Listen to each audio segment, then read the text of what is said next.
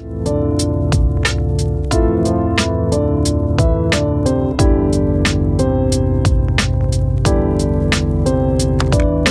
again, and welcome to the Up in the Air podcast, a show about designing buildings, building people, and finding ways to be better.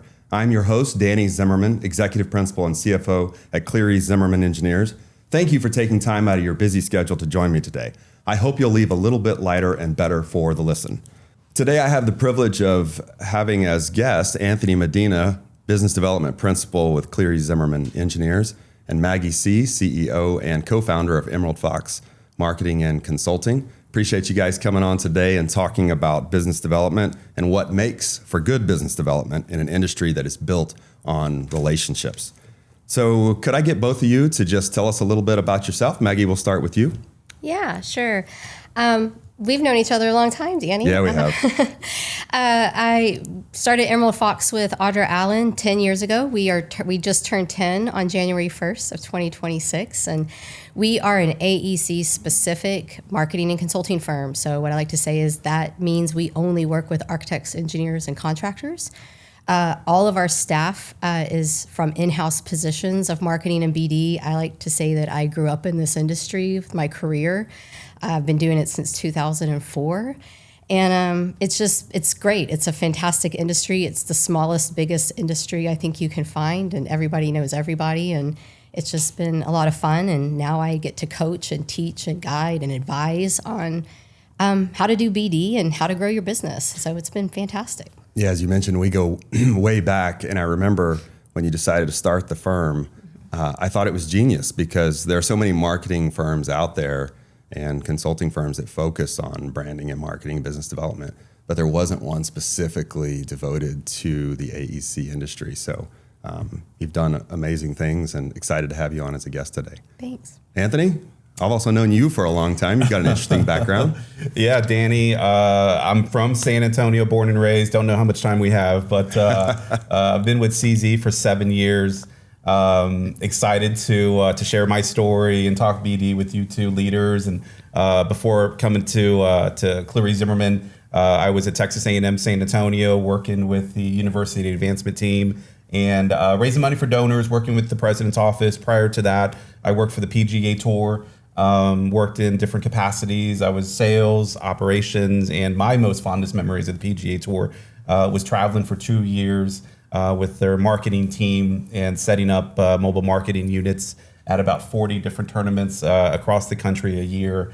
So was really able to have personal growth, get out of the city, learn a little bit more what the traveling the country's about, but really have enjoyed the industry. The AEC industry, like you said, Maggie, the people are great. It's, I've tried to describe our industry. It's friends and family, and it's just, it's special. It's challenging. It's riveting. It's fun. It's just a great place to be.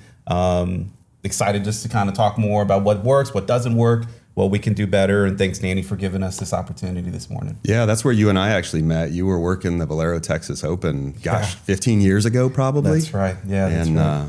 I always thought it was funny because you were trying to get us to buy a sponsorship for that's the Valero. right. And I don't even play golf and like golf, but somehow we developed a relationship. I wasn't a good sales guy, that's for sure, with golf. But yeah, no, we reconnected. That's right. We loosely knew each other. We were acquaintances about 15 to 20 years ago. I used to call on you and Wade, and then we reconnected at Texas A&M San Antonio, where you served as chairman of the foundation board. And it was really good to work together on different campaigns and fundraising and getting to know you through that avenue. So like I said, been here for 7 years and can't believe it's already flown by. 7 years, wow. And just excited to see where our industry's going, where the firms are going, and getting to learn a little bit more about you two leaders in the industry. So. Well, we're going to dive into business development and kind of dissect what it means to be a business developer. But first, we want to do a segment we call Hot Takes from Cool Engineers. And I'm going to go technical on us this time. I'm going to nerd out a little bit. Here's my take for today. Restaurants, would you please balance your outside air intake with your restaurant and grease hood exhaust? I know you guys have pet peeves as business developers. but it drives me nuts to walk up to a restaurant, grab the door, and all of a sudden have to brace myself to pull a little harder as I'm greeted with a whoosh of air that rushes in because they're not balanced right. So I'm leaving you with that. Please, restaurants, change the way you're operating your mechanical systems. As the engineer today, I'm your token engineer. So, all right, that's your hot take. With that, let's move right into business development.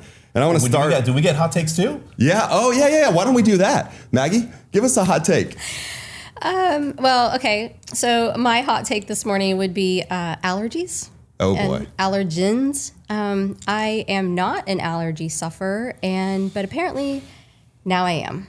And after thinking I had the flu, I had COVID, I had a sinus infection, I took a Claritin this morning, and I can breathe. Cleared again. you right up. Cleared me right up. So there's my plug for Claritin and my distaste and hatred. Brought to you by Claritin. Real hatred of allergies. So yeah, hopefully this is a one and done. All right. Anthony, you want to give us a third hot take this morning? Okay, so my hot take it's a fairly new hot take. Yeah. And I blame my wife for this.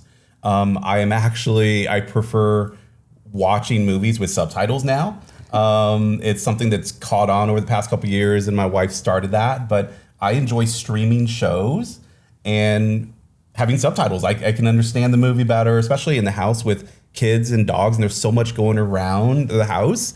I actually enjoy it now. So that's my hot take. I wish actually movie theaters would offer a showing in the movie theater where you had subtitles as an option to enjoy the movie. So that's my take. I don't know if it's hot or cold, but subtitles is my take for the morning. I'm just saying that might have something to do with your ears and age, Anthony. Yes. That sounds right. Yeah. All right, let's dive into business development. And I kind of want to throw this out. I'll start with you, Maggie, but let's just talk about what is business development. What is that? What is business development for you? I think at its most simplistic level, it's relationship building, right? It's building trust with other people.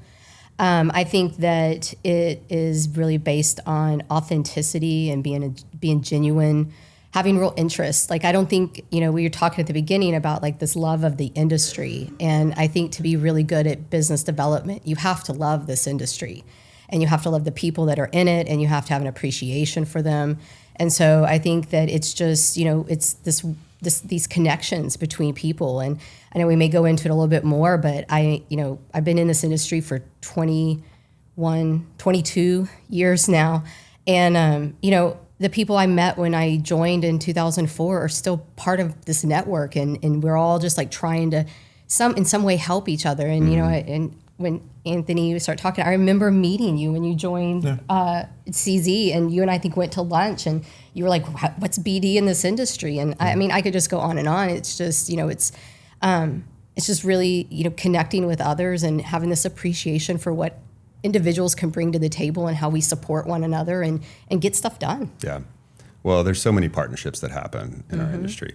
But why don't we just call it sales? When I was a young engineer, I thought, what isn't this? Now in university where you were, it was advancement, right? Which is basically what you were doing. Development. Yeah, development, advancement, everything you said, just different words to describe. I guess it's impact, it's moving the needle, it's relationships. Yeah. I like the word you used to describe BD. It's trust, it's likability. It's a lot of things, really. It's not just sales. I think, I've worked for sales organizations where you have Monday calls and you're on the hot seat and you have to, tell your bosses, this is how many cold calls I'm making today. This is at the end of the week, this is how much business we're going to book. And that's not AEC at all. Yeah.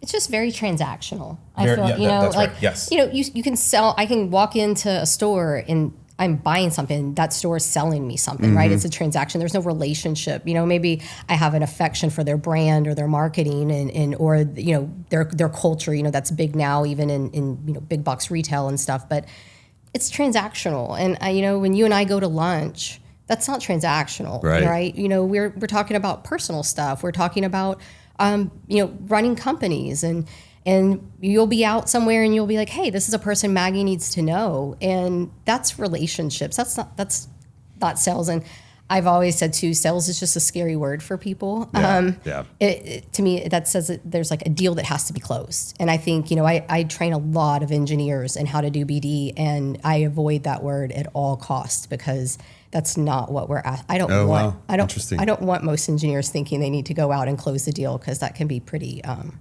difficult for them, and it's just, that's a lot of training that goes into sales. On the subject of sales or business development, I think a good example of this is when we're pursuing a project.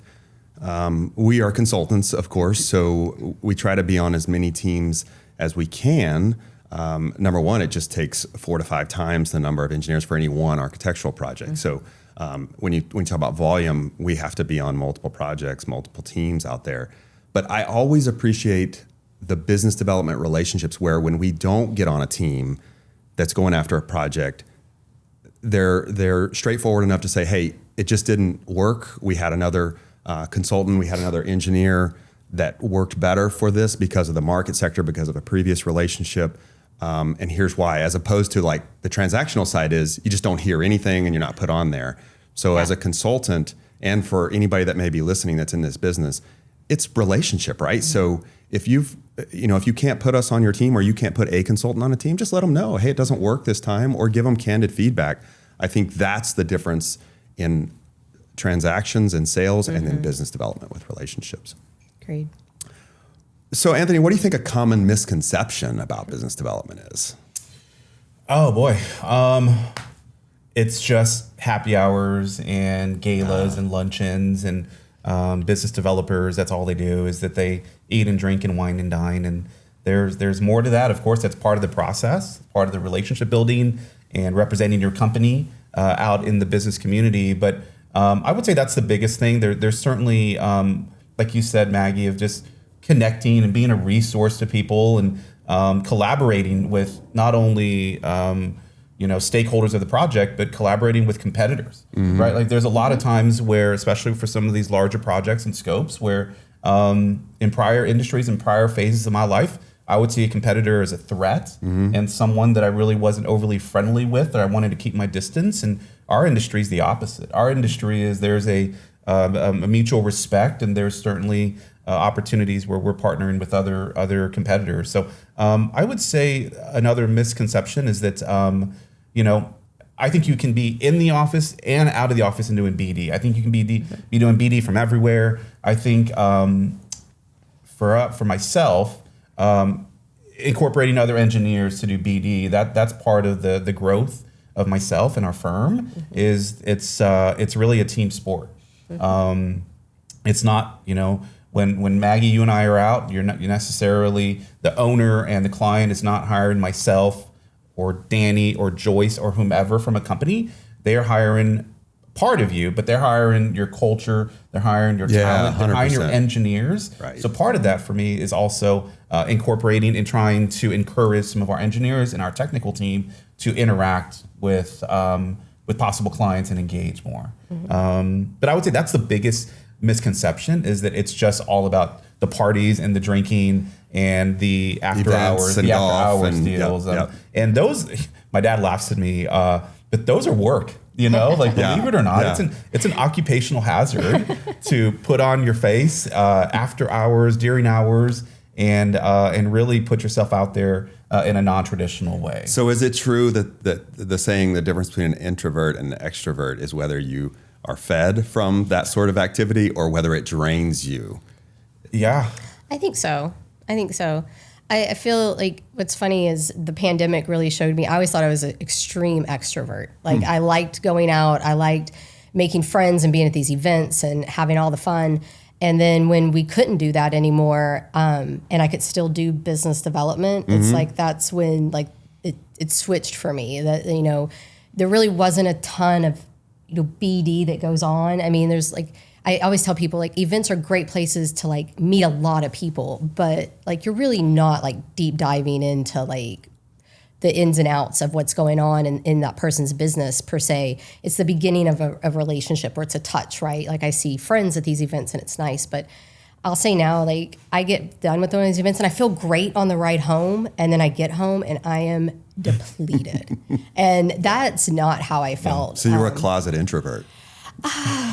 Maybe not. We won't go that far. Isn't there like an omnivert now? Like, isn't there like this blend or something that we can be? Because I feel like I'm both. Like I re-energize. I like silence and being by myself, but I love being around people that I like. I'll say that. Like being around people that are difficult to be around is extreme. That's when I think my introvertedness comes out, and I don't want to engage. So when you talk about what it means to develop business and foster relationships and the things we've been talking about, as a CFO at Cleary Zimmermann and just having founded a company that needs the revenue stream and needs projects, I think metrics and strategy are a big part of it. And a good business developer is looking at those. Maggie, what do successful business development outcomes mean to you?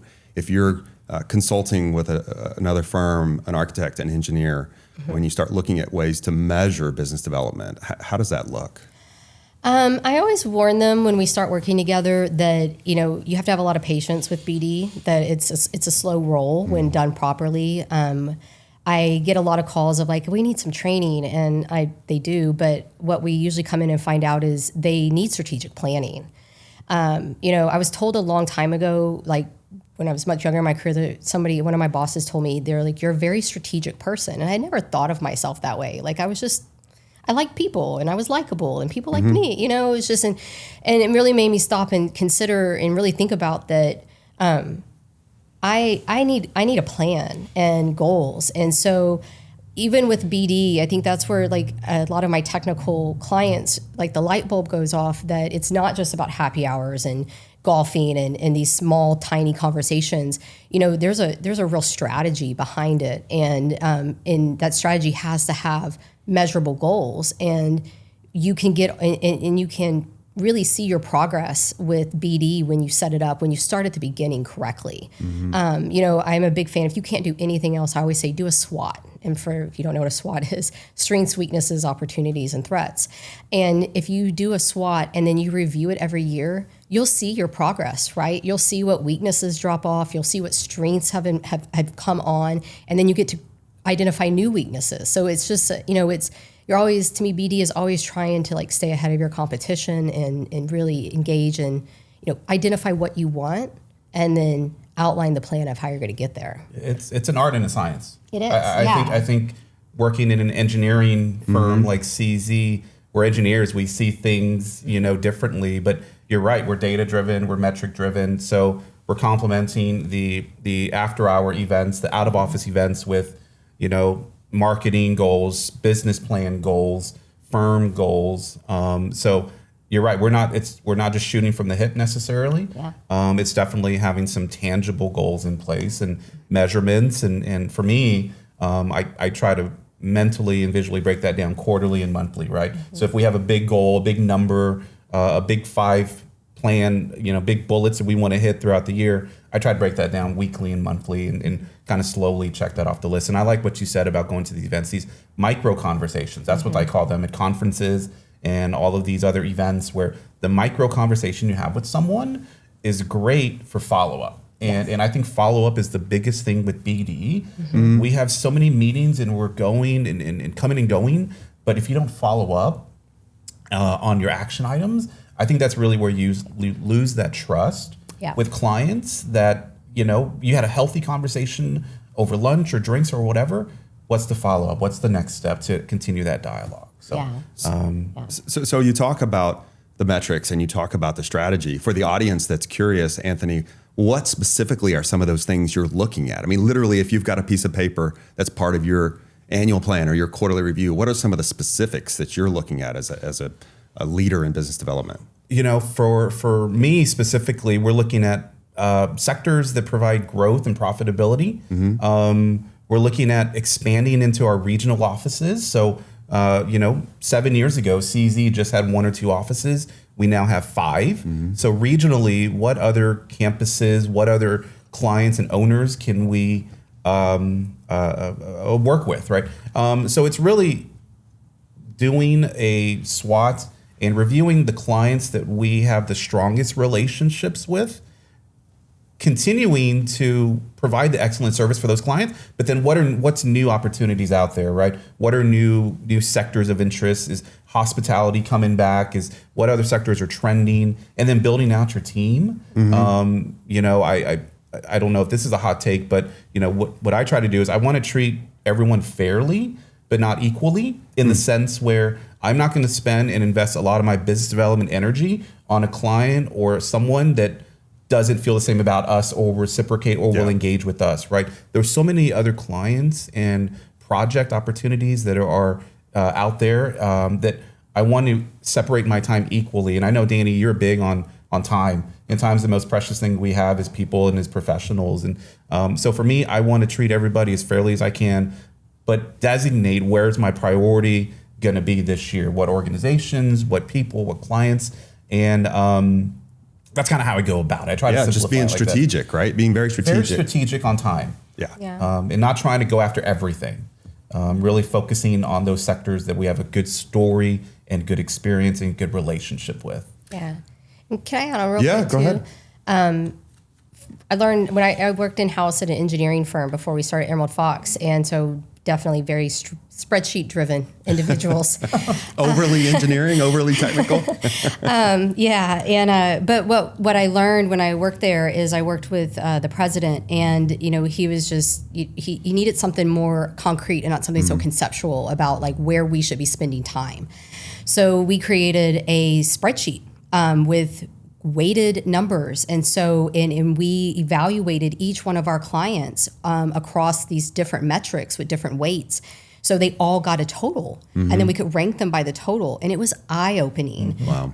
As far as like in particular, the one that came in, what we treated as tied for our first level client, really came in about number 5 because some of the things we didn't just look at, we looked at like profitability in the market, how much work, longevity, history of that market. But then, we also considered, how enjoyable was it to work with that client? Yep. What was our resource load like for that client? And so I took that concept, and PSMJ actually has something very similar, but it's much more by the markets. And so I use that with my clients when they're struggling, like when they want to pursue 10 to 15 markets. And I'm like, y'all have a resource problem. We've got to pare down. So we kind of do that same quantitative. And so when the numbers come out, it's hard to argue with them. And so something like that for some people that can't be so conceptual, giving them numbers in a spreadsheet, it's like the light bulb goes off. And so finding, really understanding different people need different tools to be motivated.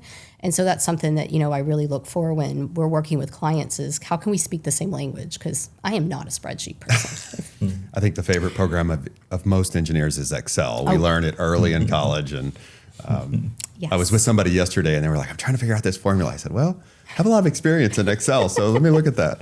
So you've kind of led right into something that I wanted to talk more about, and I think we're already getting there, is if someone's listening and they want to level up their BD game, they want to get better, kind of where do you think they need to start? Is it that spreadsheet where you start analyzing your clients, analyzing your markets, starting to your point, Maggie, with the strategic plan of who do you want to be, what markets do you want to serve, and then moving from business or straight into the business development from there? But what's that look like when you want to level up your game? I think for a lot of people, it's overwhelming. To your question, where do I start? Yeah. I don't know BD. Like, where do I start? And so I think for me, I always like to ask people, well, where are your biggest struggles? Like, what scares you the most about it? And and usually it comes down to like we're not clear on the markets we should be going after. I don't know where to go to meet people. I get in this industry a lot, specifically here in San Antonio. We want to get into private development. But the developers aren't very accessible. And it's very true. Like I do marketing or I do BD in Austin, and the developers are like, hey, like look at me. And they do these huge panels, and there's very much wanting to engage. But here in San Antonio, I found that throughout my career. And so that's, when someone's told, we got to go do private development, they're just like, where do I start? And so I feel like just kind of listing out what you're comfortable with, and then what you're not and what you don't know, and trying to figure those 3 things out to start to give you some direction. And I always say, take small bites. Like if you're not comfortable, if you're an introvert and you really are scared to go to an event, let's talk about that. Like let's really break that down. And you shouldn't be scared. It's a networking event. Yeah. everybody's there. Everyone's probably going to say something dumb. When I was a younger engineer, you would go to these events and you just feel overwhelmed by the amount of people there. You don't know anybody that's there, or maybe you only know one or two. But what I learned as my career progressed is you have to engage in every event or every community board or every volunteer opportunity. And maybe you only make one connection, but make the best out of that connection. Follow up with a handwritten note. If you have some bit of intel or knowledge that can help them, it goes back to how we started the show today. It's all about the relationships and how you can just help each other out, because you never know when you'll have another, or they'll have an opportunity to share something with you. And I wouldn't put too much pressure on these networking events. Some of these are duds. Some of these are wins, right? Like if you go into a networking event and you're like, oh my gosh, I have to walk out of this room with 5 business cards or a new relationship or a project, that's just unrealistic expectations. Yes. Right? Some of these, you're going to walk in and it's, it may be a waste of time, but it's a numbers game. And the more you attend, the more you get comfortable, and the more you attend, you're going to get something out of it. Yeah. That's what I would suggest as well. In the buddy system, I would say for our engineers, which primarily are introverts, if you buddy up with someone, that's like going to the gym, right? Like you have someone to encourage you. You have someone, once you get to the gym, get your work in, and you can have more fun with it with someone else. So I would say that that's important as well. Yeah. Making sure, I think also to, for me, when I go to a networking event, I like to walk to the center of the room so that I can, kind of slowly walk through the room, see people, but let them see me as well, right? I think that's something where some people, they go to the bar or they stay on the outside, right? And I think that takes a big step. But if you walk to the center of the room and you just kind of pause and look around, you're going to find someone or something that you'll connect with eventually. I'm having this image, Anthony, where you walk into the middle and you're like, I'm here. Yeah. Come to me. I am the business developer. Well, It's Anthony we're talking about here. That happens when I get home, right? With my wife and my kids and my dogs. That's the expectation, but no, it's not at all. So pulling on that thread, you're at an event. How do you come across as genuine to the people you're talking about? I know.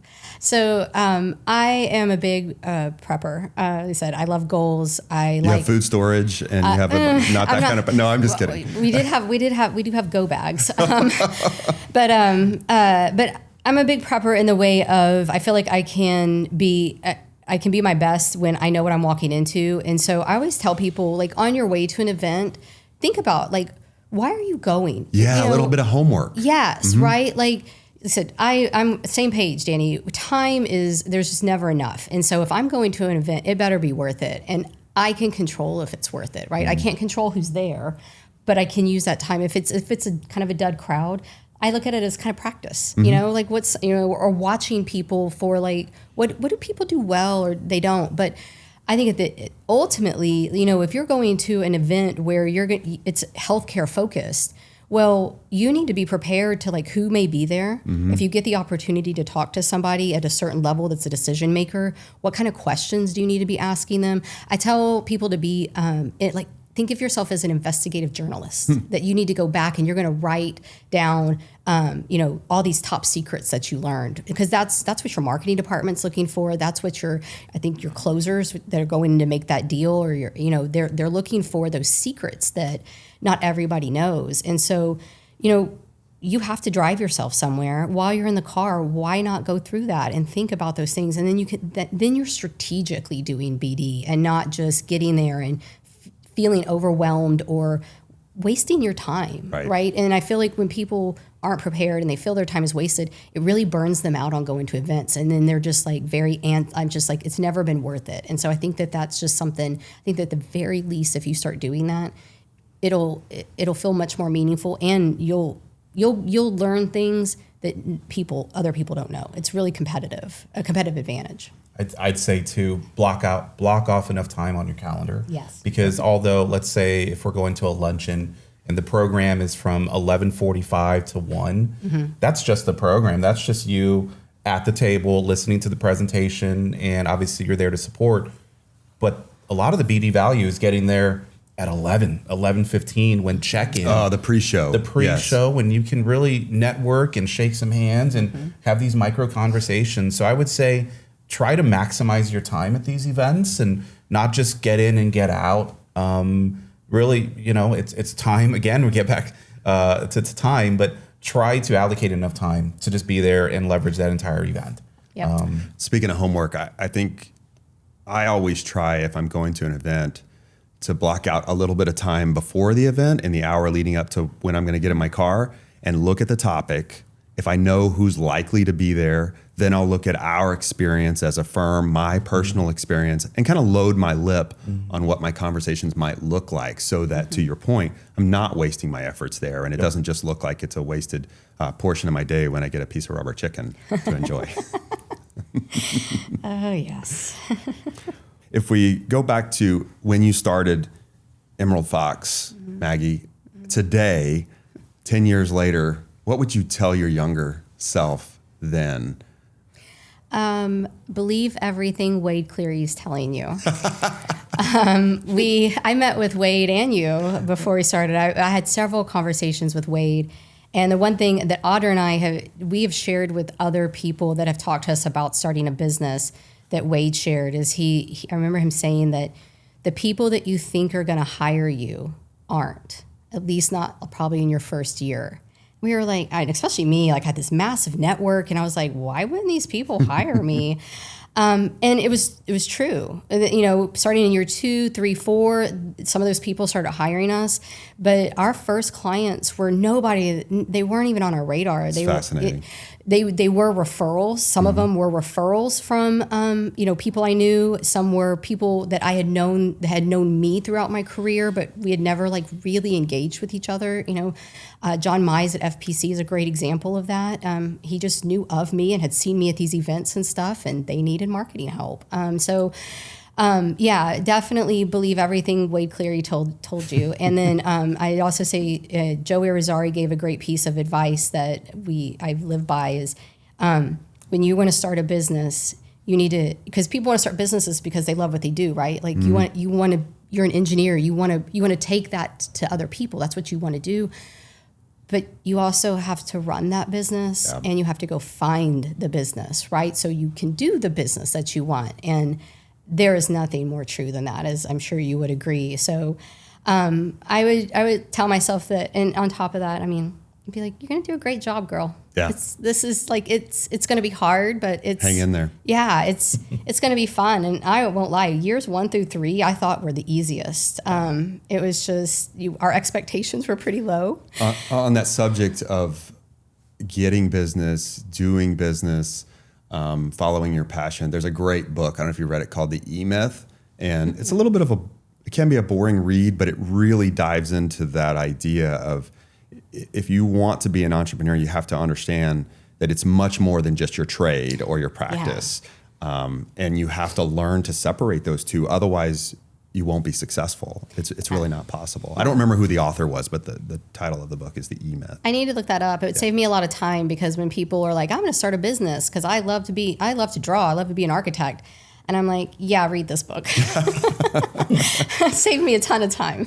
Anthony, you've got a really diverse background coming into what we do. I remember when you and I first started working together, you had zero experience in MEP, architecture, contracting, and you've really poured yourself into it and become I like to joke, I'm like Anthony's spouse out in the marketplace, right? I don't have a name. I'm just, oh, you work with Anthony. That's right. So talk about how you went from marketing in golf and the PGA to doing business development in the architecture, engineering, and contracting world. Honestly, I've always been a people person, right? Like I think ever since I was a teenager and my first job out of high school, I enjoyed relationships. My first job was at SeaWorld, and I was that annoying kid that you would, you get off the roller coaster ride and I'd be like, hey, come spend $10 and throw the ring in the milk gallon, right? Like I was that annoying kid, and I was a waiter, right? Like, so I've always talked to people. I've always had this background of just building a relationship. And I think what led me to be successful is combining my passion for relationships and just talking to people with having a really good culture for the company that you're working with and representing. I think identifying the right place of employment is huge. I'm fortunate enough to have the owners of this company. They're very supportive of marketing and business development. And when you have someone that can empower you like that, and you're going to a company that has a great reputation, that's just setting you up for success. So although you say you're my better half, it's really because of the place that you went to, right? Your next stop. I've truly enjoyed the community. Our AEC industry statewide, not just San Antonio and South Texas, our entire AEC industry is so receptive. I wish I would have engaged sooner in AEC. I think I was reflecting on your question to Maggie, and what I wish I would have done 10 years sooner is probably ask for more help, right? When I was younger and I was, in my 20s, I had this attitude where I didn't need any help. I could do it myself. Yeah. I know what I'm doing. To quote Joe, my Joe Irizarry with Robert Kistner and former chair for the Metro SA Chamber. I think he's the godfather of BD. Oh, right? Yeah, for sure. I wish I would have. I love that. I wish I would have met more Joes. I hope Joe listens to this podcast. I would tell him. I was like, dude, you were just called the godfather today, man. He's the godfather of marketing. Eva Ramirez at RVK, I think she's the godmother of BD. She was the very first person I got introduced to, and there was always a running joke because Amy Jones was my boss, and she introduced us. And then Eva and I were just like this. And Eva was a sub to us as an architect. She was an engineering sub. Yeah. And there's a running joke was like that Amy probably regretted that introduction the rest of the time I worked for her, because it was always like, Eva said, Eva did this. I'm with Eva. I'm doing this with Eva. And she's like, you need to know other people. She's great. But I wish I would have met more Evas and more Joes at a younger point in my life to have mentors. And we all have mentors in our life. And I think just having someone that you can ask questions to, confide in, and just ask for more help in situations and how to handle yourself, and just having more relationships like that sooner, and not having this attitude that I think I could do everything and conquer the world.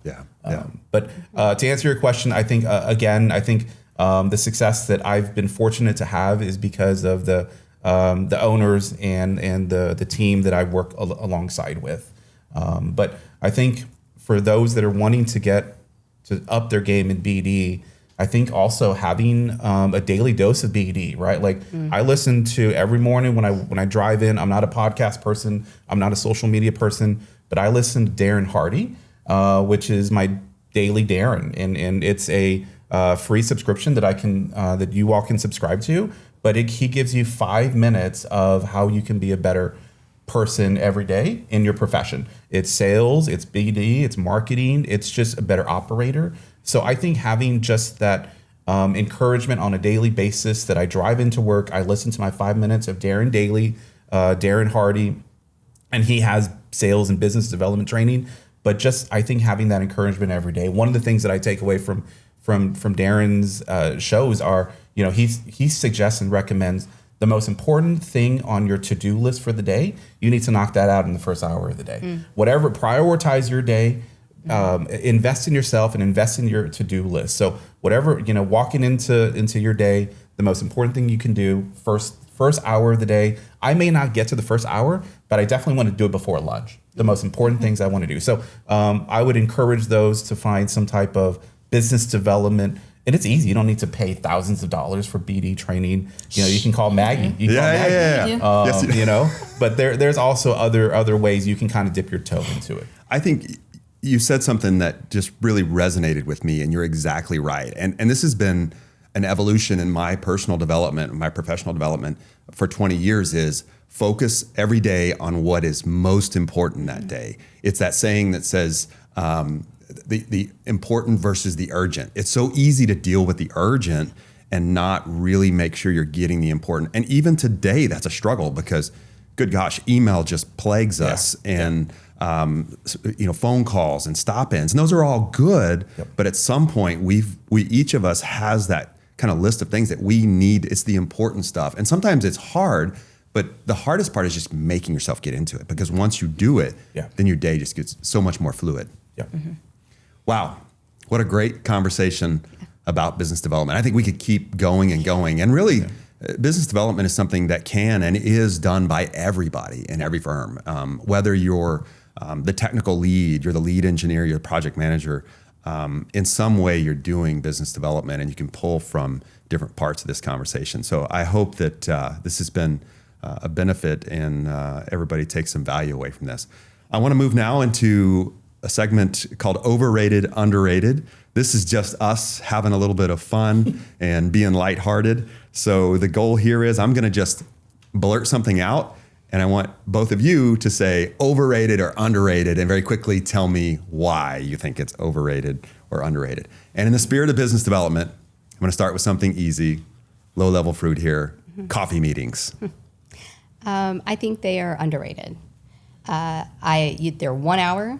There's no waiter. There's no distractions. You can just knock You can do out. a coffee in 30 minutes. You can. You have such control of the time because you got the coffee. You're not relying on anybody else, and you can get your stuff done and get out. Yeah. I agree. I think it's underrated because you also don't have to deal with waiting on the food or the server or interruptions. And watching somebody eat.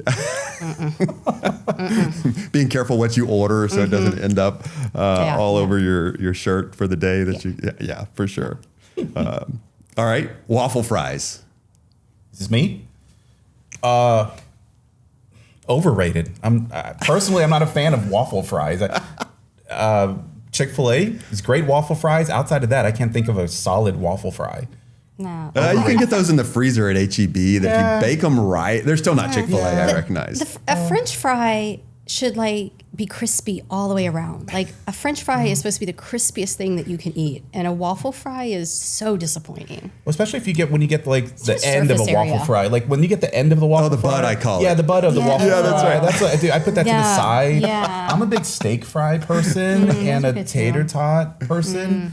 I'm not really a fan of like the small, thin little French fries. no, shut your I am. mouth. Those Yes. are so good. Kidding? Yes, I have agree. to work too hard to eat No, those. you That's like you get a couple of them at a time. That's right. okay. You dip. Oh man. I had The this argument with shoestring. my wife, and actually we make a good couple because she hates the crispy fries or the fries. She likes the real soft, flimsy one. I'm like, no, that's not a French fry. That's a potato. That's a soggy potato is what that is. It's not a French fry.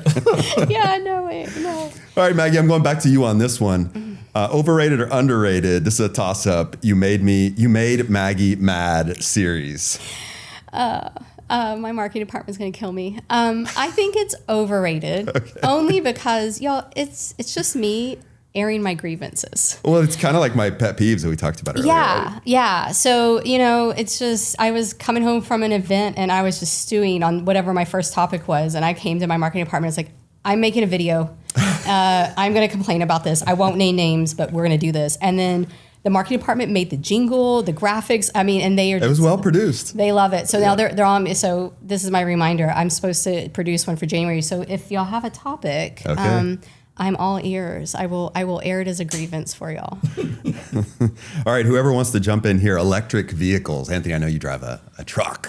Yeah. Oh my gosh. I'm on the fence on those. I'm getting older and I wouldn't mind having a hybrid. But no, I guess, I don't know. I'm going to say they're overrated. And here's why.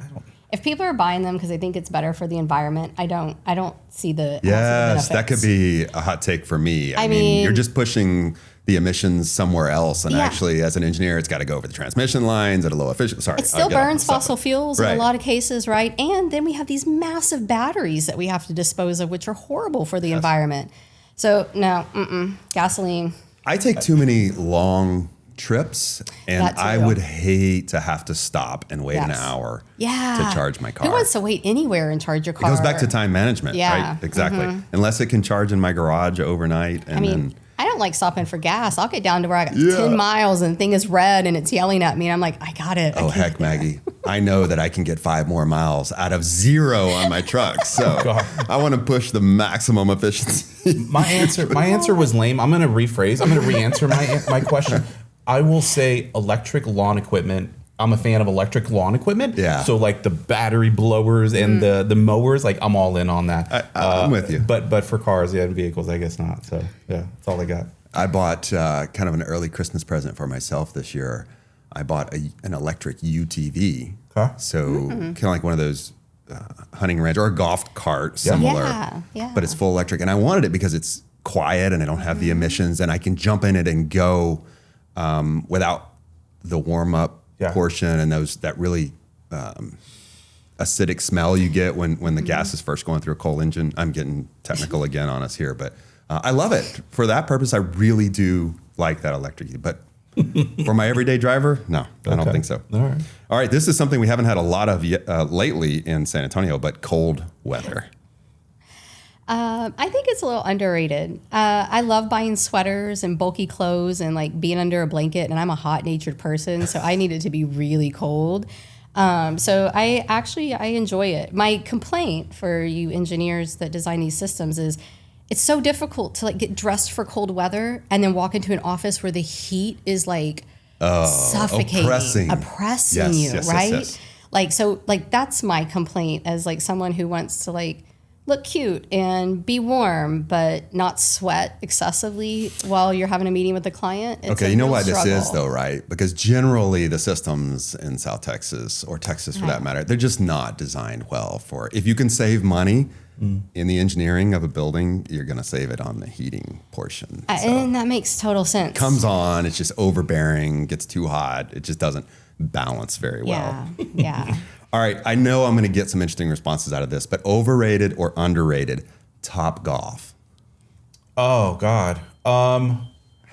Underrated. I think Topgolf has done a really good job to introduce the sport into a new audience and make golf fun again, right? Like I feel like golf was a little stuffy for a long time, and I'm a golfer. That's my passion. That golf is my second love. My first love was basketball. Second love was golf. My third and current love is soccer. But Topgolf has been great, man. I think there's been a lot of spin-offs off of Topgolf. I'm not necessarily a fan of the prices at Topgolf, but just the entertainment value, I think it's underrated. But that's my. I'd love to talk golf. Let's talk more golf for sure. You know what irritates me about Topgolf though? This is my own personal. I hate the nets.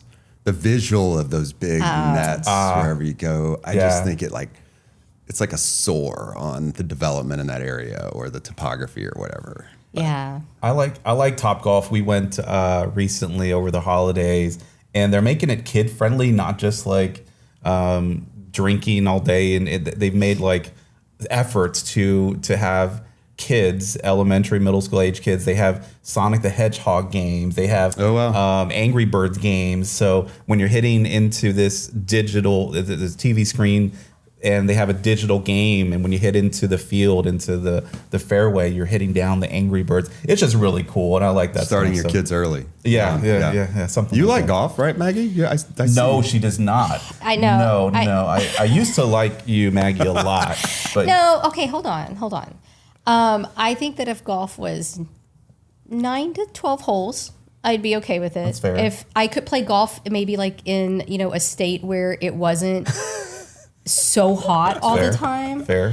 And I think like for a recreational activity, it's great. I am not a fan of it for business development.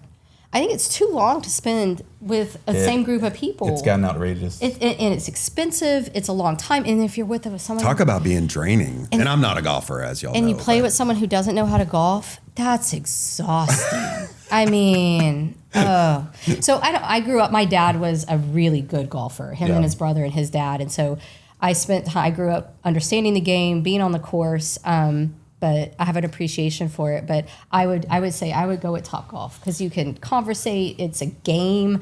It's accessible even to those that aren't good at it. And it's not as painful to like sit there and watch somebody who's not good at it because that's where I struggle. It's hard. All right, 3 more on my list here, and I'm really curious about this next one. Either one of you can jump in. Overrated, underrated, mocktails. Oh, so overrated. So it's juice. I don't even know what a mocktail is. No, really? I've heard of it, but it's like a non-alcoholic drink. It's a non-alcoholic. But you're seeing it on restaurant menus every time now, like all the time. Yeah, it's on the features now when you walk into a restaurant. No alcohol, and they charge you the same amount of money. Yes. As an alcoholic beverage. Okay. It's water. Juice. I'll take a water. I mean, now I know there's a range of them, right? There are some that are literally just passing off juice as a mocktail, and then there are they put some club soda in it, right? And so, but then there are these there are now companies that are making non-alcoholic alcohol. It tastes like gin. It tastes like tequila. I mean, I'll make when I first stopped drinking a couple years ago, I wanted to still drink and have and especially a margarita. And so there's actually a really good non-alcoholic tequila, and so. If I'm really wanting to drink I'll pay for that. But at the end of the day, I mean, when I was a drinker, I drank soda and vodka. I can now just drink soda and lime, and it's got the same feels for me. I'm right there with you as someone who doesn't drink. I'll tell you, there are a few restaurants that kind of focus on the mixology, and they really get unique in some dried fruits and spices and different things, and they can be very well. But at the end of the day, they're still charging $8 for something that costs 32 cents. Danny, I've paid $15 for a mocktail. Great, I didn't pay. Somebody else bought it. Somebody else bought it. Yeah, it didn't come out of the Emerald Fox budget. No, but I will say, non-alcoholic beers, I think they have done a spot on. If you're a beer drinker, they've done a really good job of. They taste authentic. They almost every major company is doing one now out there. Yes, it's to me. I think that's like the sweet spot for non-alcoholic drinks, because wine is a fail, and the mocktails they're delicious, but they're just so overpriced. All right, this is a personal pet peeve of mine. Long email subject lines, overrated, underrated. We teach a class on Do you really? To tell people not to do it. I did one yesterday on purpose. You're so mean. I know, I did. I like doing it. Every once in a while. It was internal. Oh, okay. But I like to stand out a little bit differently. But I agree. I think... those professionally, overrated. Professionally, you should not do those. No. 3 words, right? 3 to 4 words should be max. Should be your action. Absolutely. Right? Like I'm scanning emails and I'm looking for where the highest priority of my time should be spent. And if I have to read more than 3 words or decipher it. Right. Yeah. No, not answering. Totally overrated. Yeah. All right, last one. And I just got back from New York, so I saw so much of this, but wireless headphones. I'm going to say they are underrated. Just even from this experience, this has been catching me off guard the whole time. But I love being out in public and having wireless, because like my phone can be in my purse. I got my headphones on or my earbuds in, and like there's no cord. I will say where they're overrated is in an office, because like you could see when someone had headphones in, back in the day, and you knew not to interrupt them. Now, like, you'll start talking to somebody, and then they're like, "Oh, wait, could you repeat that? Say that again." Yeah. So. Or you get the hand motions, like. Yeah. Now, I hate when people use them to talk on the phone, and they're just walking around talking to themselves, basically, because they're, the mic is in their earbuds. Oh God. Yeah. So maybe I'm in the middle. Anthony, do you have wireless headphones? You have some I do. Beats or I do at the house. Yeah. But you're used to these. You're a pilot, so you're probably I've got headphones it's like on second all the nature time. for you. Right. But no, I don't know. I'm neutral on that stuff. I don't know. That's a lame question for me. I got a question for you. Okay.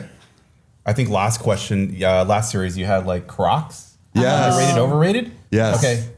Hey dudes. Overrated, underrated? I think they're overrated because I'm getting older and I have feet problems, and I think they're not supportive and they're uncomfortable. I have a ton of people that would argue otherwise with me, but I have a pair.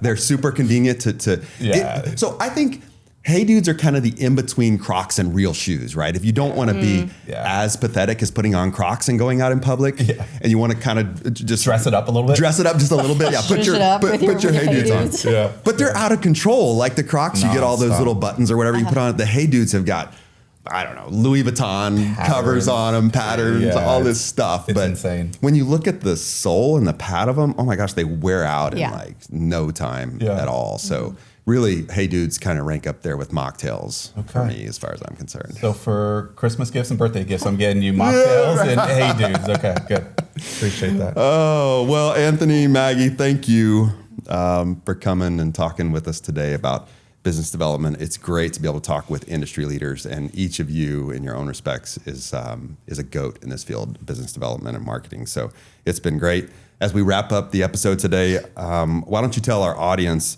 we'll start with you, Maggie, what you have going on and where they can find you, and maybe a little piece of advice. Cool. So what we have going on right now is we're just getting 2026 kicked off. We have a lot of clients that are realizing that, new AEC environment need new strategies to win. And so we're coming in, we're doing a lot of branding projects, redoing some brands that need some love. I'm doing a ton of training. I do a lot of soft skill trainings. We're talking about today with, how do you go to an event I go in and help engineers. I like to say help engineers just get in touch with their human side, their soft side, and build relationships. And you can find Emerald Fox and me on Instagram and LinkedIn. And I guess my piece of advice is something I thought about when we were talking is if you're new to business development, don't overthink it. Don't worry about that you may look stupid. Just really perfect how you're going to introduce yourself and make sure that you have a great handshake, because your handshake is your physical introduction. Yeah. And I'm sure right now you're thinking of somebody that you've shaken hands with that has a bad handshake, and you don't want to be that person. So just embrace it. Everybody in an event is there to meet somebody. So be bold, walk up, introduce yourself, and you never know, it may be your next client, it may be your next employer, just maybe in your next new friend. It's a great place to meet people. So well said from one of the best. Anthony, your office is dark all the time. What do you have going on, and where can people find you, and what's a piece of advice? Maggie, that was really good. Thanks. You've done this before. You're a professional. It was my first time. You can find me on the soccer field a lot. My daughters play soccer quite a bit, so I'm out and about. But no, I try to get out to visit other offices that Cleary Zimmermann has opened up in Dallas and Houston, and most often traveling on the road. You can find me on 35 or I-10, I suppose. I'm on LinkedIn, very active in the community. I think that's one of my pieces of advice for folks that want to get more BD minded. Join a committee, join a board. I'm on the Girl Scouts of Southwest Texas board, proud board member for Metro SA Chamber. So I would say get involved with boards and communities, activities, whether it's your church or your school, your alumni, whatever that is, because although you may not have a direct BD connection currently with some of these other fellow board members or committee members, you never know in a year, 6 months, 18 months down the road, that relationship that you thought was just a committee volunteer colleague, it may develop into an opportunity. So continue to put yourself out there. I would say, to echo your handshake recommendation, I would say also make sure you have good breath. Because that's something that can definitely be memorable for the wrong reasons. Yeah, that's part of the homework. Drop some mints in your pocket. Yes. Yeah, good. Keep them in your console in your car. Yes. So, but no, thank you, Danny. This is a great platform, great host, and I don't find myself overly interesting, but I appreciate you allowing me to join you too, Maggie. It's been awesome to spend some time with you, and kudos to what you and Wade have built. And just excited for our industry moving forward. Seems as though Texas is going to be a very busy year in 2026 ahead. So hey, thanks for mentioning organizations. I think it's worth saying I got into this industry because I served on a greater chamber sub board, and somebody there introduced me to somebody in the AEC, and the rest was history. You never know. I know I'm trying to wrap this up, but you're so right. Both of you are right. I think if you want to get into a little bit of external BD, and I encourage everybody at CZ, whether it's the PTA board or your homeowners association, just get out there and be engaged. One, it teaches you things, teaches you how to interact with people. It teaches you some of the fundamentals of the things we've talked about today. And then two, you never know, to your point, Anthony, what connection you're going to make that's going to resurface 10 years later. Yep. I've seen it time and time again. So I'd like to make the joke, it's 6 degrees of Kevin Bacon, 6 degrees of Maggie Seay is it started with that board of the Greater Chamber. And I mean, Dr. Folks and Katie Reed were on there. And then one of the, Crystal Darby's the one that introduced me to Larissa Langley, who's at CC. But that relationship with Dr. Folks and Katie Reed is kind of a foundation to where I started building this network in the industry that O'Connell Robertson wanted access to, right? You know, I was in my early 20s and needed to meet adults. And it was on that board. And I mean, I can link so much to serving that one place. And it's just, since then, I jump at opportunities to be around in those environments. It's fantastic. Really inspiring conversation today. Great topic, near and dear to our heart, and really foundational to Cleary Zimmermann and what we've built here. So Maggie, Anthony, thank you for coming out today. If you want to talk business development, look these two up. I know Maggie would love to consult for you and your firm. And Anthony's always available to share intel or help or pass along. On the golf course. On the golf course. There you go. On the golf course for him. So thank you for coming out. That is all for today. Check the show notes for more information and details on things we've talked about today. And I want you to tune in for our next episode of Up in the Air. We'll see you.